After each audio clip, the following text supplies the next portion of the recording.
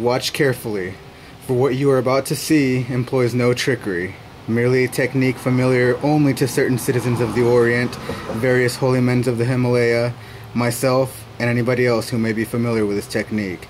But for those of you who are not, do not be alarmed. What we're going to be doing today is replacing the coolant expansion bottle on a 2007 Toyota Yaris. This particular car had a bit of a bad day not too long ago, where in a series of catastrophic events, the serpentine belt broke, damaged the bottle, and drained most of the excess coolant in that. Whereas the serpentine belt was easily replaced, finding a suitable replacement for the expansion bottle assembly, which is this that you can see right here, took a couple of days worth of shipping. The part itself was only about $65, and that was purchased through eBay. Now, as a bit of a bonus item, I'd also like to show you how to adjust the serpentine belt or replace the serpentine belt, which also happened. Some of the tools that you're going to want to have for this endeavor include a drill or some kind of a screwdriver, angled needle nose pliers, a 9/16 wrench, but that's actually only for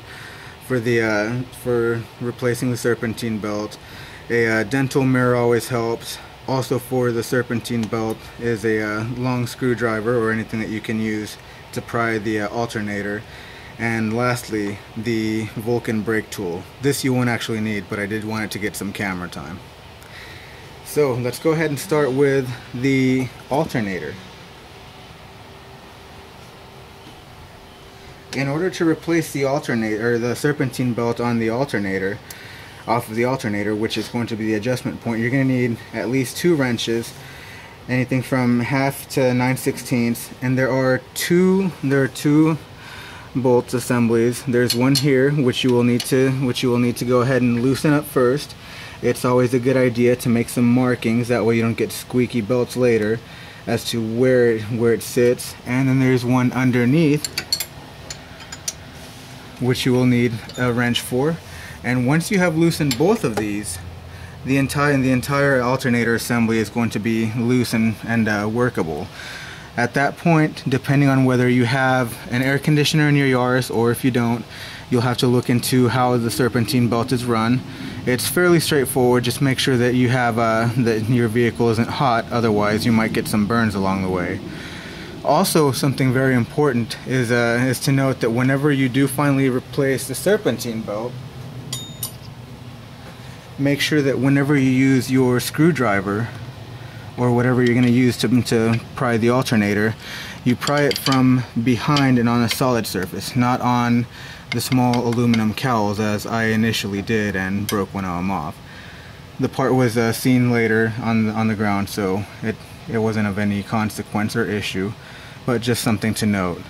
So let's go ahead and move along to the belt, or to the expansion assembly. First, like I'd mentioned before, you want to make sure that the car is cool, that way you don't get any burns. Also, you want to put a catch pan on the floor, that way any excess coolant that falls down doesn't go onto the ground, but somewhere where you can catch it and later dispose of it properly. At this point, what you want to do, you want to start by taking those angled needle nose pliers, and you're going to remove the coolant hose by loosening up this proprietary hose clamp.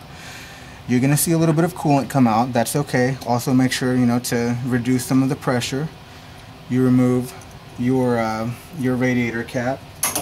I've got a small metal container over there to catch all these parts. Once you slide the hose clamp off, you take off this tub. You'll see some of that coolant drip down there. That's fine.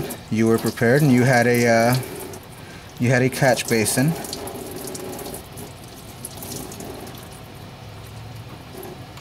Once that's emptied out, you're also going to take this hose out, which is what feeds all the excess coolant to and from the bottle. This you'll remove all the way down to the bottom of the bottle assembly. There you go. Now there are two clips at the top. You'll see these right here. All you have to do, press in on one, press in on the other, and the top part of the assembly is loose. Now another thing that you want to do to make this an easier removal, this air intake pipe right here also has to come off. It's fairly simple. You don't have to take off the entire housing, you just have to put a little pressure in and out comes this part. This is the air intake going to the filter housing. Take a minute to inspect that, make sure that it isn't clogged or jammed full of Wheaties or trash or anything else. Next, what you're going to want to do is you're going to want to loosen the fan assembly connection. So the auxiliary fan, the cooling fan, has a small electrical plug here. You're going to want to get in there. It's a little bit tricky, especially if you haven't removed it in a while. But then the assembly comes off. Make sure, inspect that, make sure that's not damaged. And we will set that over here for now, that way it's out of the way, doesn't get damaged. As you can see, this whole assembly is now loose. There are two little legs at the bottom, which you can see on this new example, which are what's keeping it in place at the bottom. You simply pull up.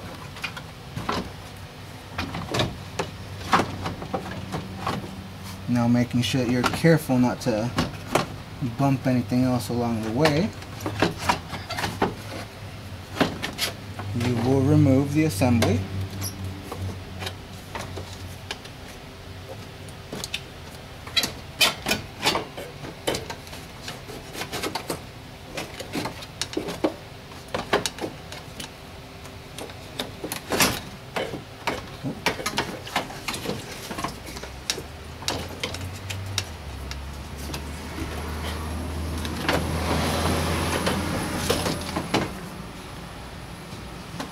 And here you have it.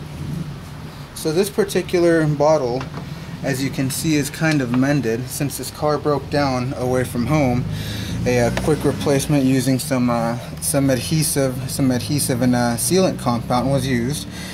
Once it had dried enough, the bottle was filled up, and with no fluid coming out of it, I went ahead and safely drove it to the garage. Now, we're here. What you're going to need to do, using your screwdriver or drill, you're going to remove the fan. How you do that, you will see by checking for these three screws. There's one right there, there's one right there, and there's one right here.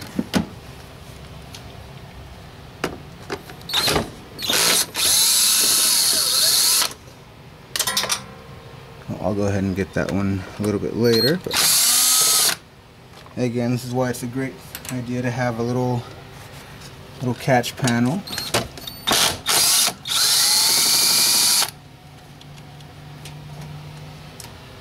Now with those removed, you can proceed to remove the fan, again, being careful with this.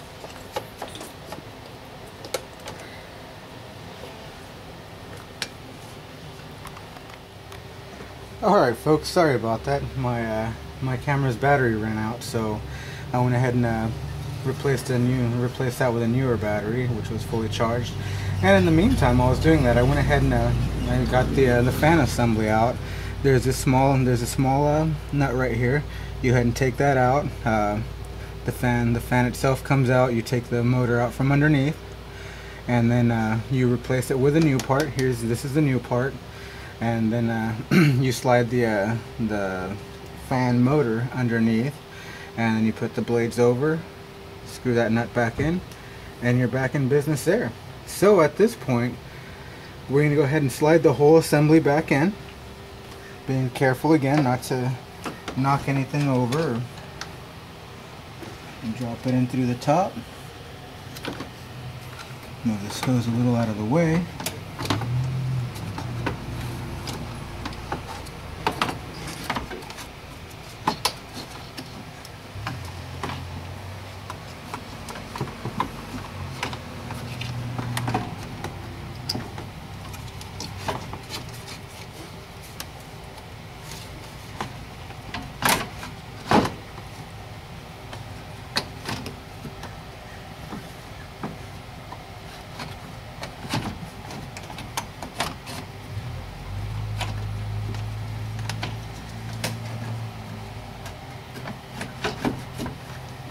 So at the bottom, you're going to find that there are 2 notches. This is the older bottle. These right here are where the assembly is going to fit the bottom of the engine compartment. There's one on the other side. Here's what the clips will go into, and you want to make sure that those do actually get seated in properly at the bottom. Otherwise, you're going to be driving and you're going to have a pretty bad day whenever the bottom of the assembly comes out.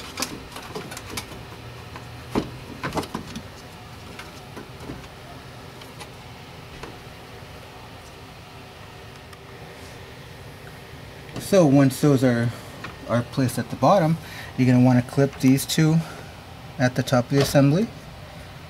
There's the one, and over here you'll find the second one. Once those are clipped in, you're going to go and want ahead and put your main clamp back in, or main hose and clamp.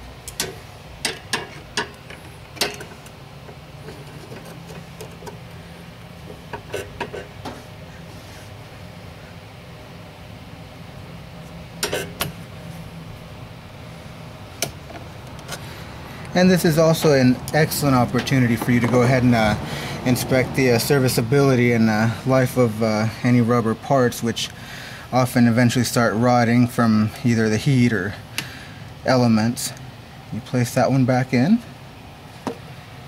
You take your air intake assembly.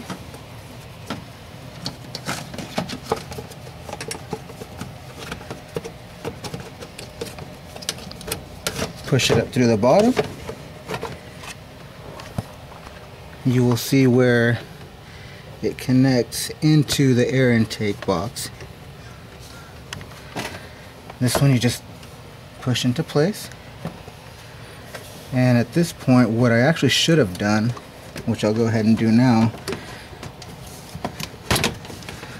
I'll take that one back out and leave it aside for now. What I should have done was plug in the auxiliary fan first. So take another good look at that, make sure that it's not frayed or chewed up.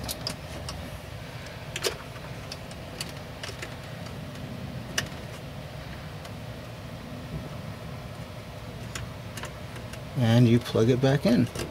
You won't have any compatibility issues with this as you're using the same fan.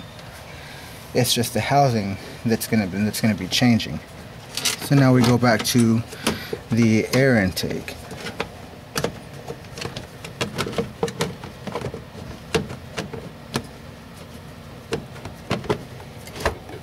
Put that back in place. Whoop.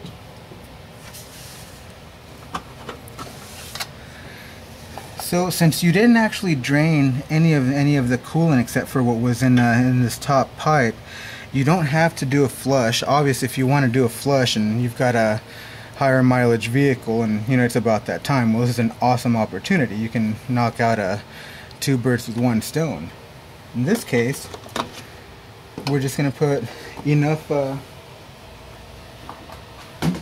coolant into the system to where it just fills up about half the bottle, since the system itself already has coolant in it. Once you're done with all this, obviously you want to make sure that you wash your hands thoroughly, as you'll be handling coolant, oil, grease, anything else that might be in the engine compartment from your day-to-day travels.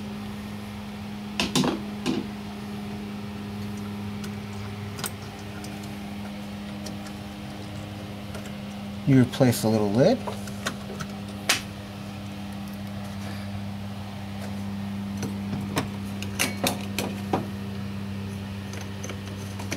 You replace the main radiator cap.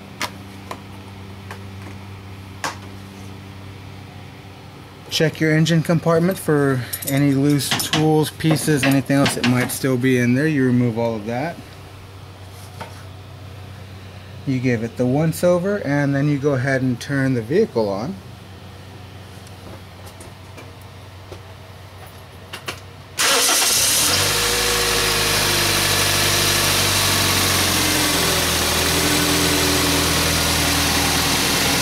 And as you can see from this angle, the fan did come right on. It is a bit of a warm day here, so you know that that's getting electricity to it. And just like that, you are done. I want to thank you for watching, and please make sure to comment or, subscribe or thumbs up. Or if you have any questions, comments, or concerns, please feel free to voice those as well. Thank you and have an awesome day.